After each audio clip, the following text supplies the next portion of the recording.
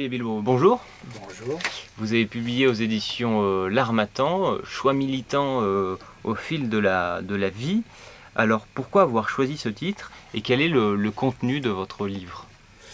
Eh bien, en fait, j'appartiens à une génération qui n'a pas participé directement à la Seconde Guerre mondiale, mais qui a hérité, je dirais, de tout l'effort de réflexion et de la résistance qui l'a conduit à vouloir mettre en œuvre sur le plan de la société davantage de justice, d'égalité, de solidarité. Et donc notre adolescence à l'époque a été baignée un tout petit peu dans cette atmosphère et elle nous a conduit à prendre d'ores et déjà certains engagements. Après ça, j'ai eu des engagements dans des secteurs extrêmement variés et donc pour faire ce livre, je me suis efforcé de définir les engagements, les situations qui paraissaient les plus intéressantes par rapport à la situation d'aujourd'hui, de façon à ce que l'expérience acquise puisse éventuellement apporter des éléments de réflexion sur les problèmes en ce moment. Alors, mon expérience, enfin, les points que je rapporte parlent en particulier de la période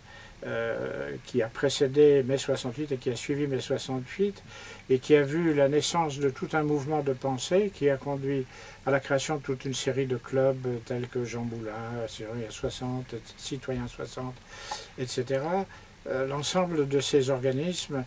s'efforçant de mener une réflexion politique pour dépasser le cadre un peu droitier, si je puis dire, de la politique française de l'époque. Puis, après mai 68, en réalité, un grand effort a été accompli par toutes ces organisations et surtout par les militants pour créer de nouvelles structures. C'est ainsi que le CNJA, le Centre national des jeunes agriculteurs, est né, qui devait devenir le pilier de toute le syndicalisme agricole par la suite. C'est ainsi que la CFDT est née, qui était le refus de l'interface avec l'Église pour l'ensemble des militants ouvriers qui voulaient avoir un engagement de citoyen direct et pas un engagement à travers, je dirais, des structures de l'Église. Puis la JC, l'Association des jeunes cadres, dont j'ai eu la responsabilité pendant un temps et qui visait à permettre à des jeunes cadres justement d'apporter cette contribution, je dirais, à l'effort de travail et de réflexion et d'animation de la société. Après ça, il y a eu mai 68, qui a été une expérience intéressante en ce qu'elle nous a permis, enfin dans mon cas particulier, de mettre en place une expérience de cogestion dans la société à laquelle j'appartenais, au siège social, la Société nationale des pétroles d'Aquitaine. Et cette expérience de cogestion visait la formation économique pour l'essentiel. Mais ça a été une expérience, je dirais, sans lendemain, en ce sens que l'État a redonné très rapidement, après les événements en 71, donc à peu près, a redonné la parole aux directions d'entreprise pour la formation et leur contrôle, les personnels n'intervenant plus, je dirais, qu'à titre purement consultatif et sans beaucoup d'influence. De la même façon, d'ailleurs, les syndicats eux-mêmes se sont lancés dans des considérations sur l'autogestion qui nous éloignaient beaucoup de la cogestion expérimentée en mai 68. Mes engagements, par ailleurs, ont été très européens. J'ai participé à la vie d'une organisation qui s'appelle Europe et Société, créée par Jacques Moreau, qui a eu la gentillesse de préfacer mon livre, qui a été un grand militant syndical, puisque c'est lui qui, en 1979, a fait un rapport qui déterminait que la négociation pour l'amélioration de la vie des salariés devait passer par l'ensemble des lieux de travail de ces salariés et non pas être entièrement remis dans les mains de l'État. C'était à l'époque une révolution puisque les grandes grèves d'avant 1979 avaient été menées contre l'État et pas dans un cadre interprofessionnel. À partir de là, Europe et Société a eu pour mission, s'était donné pour mission, sous la direction de Jacques Moreau, s'était donné pour mission d'organiser des confrontations entre des organisations et des personnalités européennes et quand je dis des organisations, des syndicats, des organisations patronales, et puis des personnalités type intellectuel ou des membres de la Commission européenne elle-même. Et l'ensemble de ces concertations permettait de définir quelles étaient les complémentarités possibles, quels étaient les points de convergence et puis éventuellement les points délicats sur lesquels il fallait travailler. Ceci couvrait l'ensemble des grands problèmes de l'époque, comme d'aujourd'hui, je dirais, c'est-à-dire la mobilité professionnelle, qui a été un sujet très souvent discuté, je pourrais couper ça. Où est-ce que j'en ai fait une mobilité professionnelle? Oui, excusez-moi. Donc reprenez. La protection sociale, le dialogue social, tous ces thèmes qui finalement faisaient avancer l'Europe, puisque à chaque fois une petite étape était franchie sur la compréhension mutuelle des organismes des différents pays membres de l'Union européenne. Parallèlement, enfin,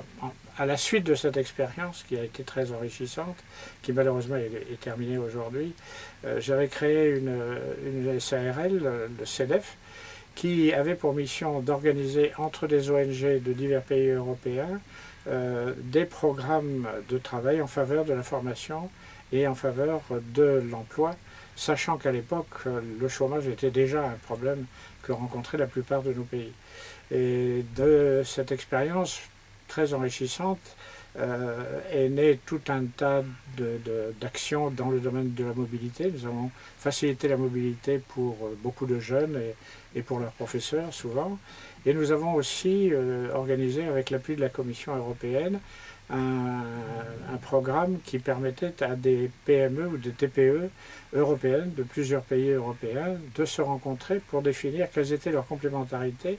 et les possibilités de travail qu'ils auraient envie de se développer. Autrement dit, développer leur réseau commercial ou même utiliser les know-how que l'un ou l'autre pouvait offrir. J'ai eu une vie professionnelle à travers le groupe ELF, d'abord la SNPA, Société Nationale des Pétroles d'Aquitaine, puis des Pétroles d'Aquitaine, puis le groupe ELF lui-même. Et bon, cette vie, je raconte dans le livre quelques-uns des épisodes qui m'ont marqué, qui me paraissent présenter un intérêt peut-être en tant qu'histoire, je dirais, elle-même. Mais surtout, j'ai découvert à travers mes missions en Afrique, où le groupe ELF était très implanté et reste très implanté sous le nom de Total aujourd'hui, puisque Total a absorbé ELF entre-temps. Et ceci m'a fait découvrir quand même les graves problèmes qui se posaient dans les différents pays africains et qui m'ont conduit à créer depuis une dizaine d'années ou à diriger des structures, des ONG qui permettraient à des migrants installés en France ou susceptibles de rentrer dans leur pays, d'organiser des créations d'entreprises, d'avoir des projets de création d'entreprises ou d'activités dans leur pays d'origine, avec souvent une base arrière en France. Et donc, ceci nous a conduit à faire un gros effort de formation, puisque l'ensemble de ces migrants participent à une formation qui leur est donnée, qui leur permet d'acquérir une compétence en matière de création d'entreprise ou de création d'activités. D'où le dernier chapitre de mon livre qui porte sur les problèmes de la migration et qui conduit à dire que tout migrant, aujourd'hui même s'il y en a beaucoup, tout migrant devrait pouvoir recevoir une formation qui lui permette soit d'apporter sa contribution à la reconstruction, puisque les problèmes vont se poser largement de leur pays, soit apporter une contribution au développement de l'emploi et de l'activité industrielle ou de service dans leur pays d'origine, où la plupart, même s'ils sont ici en France depuis longtemps, ont gardé des contacts et ont la volonté de faire un développement sérieux dans ce domaine.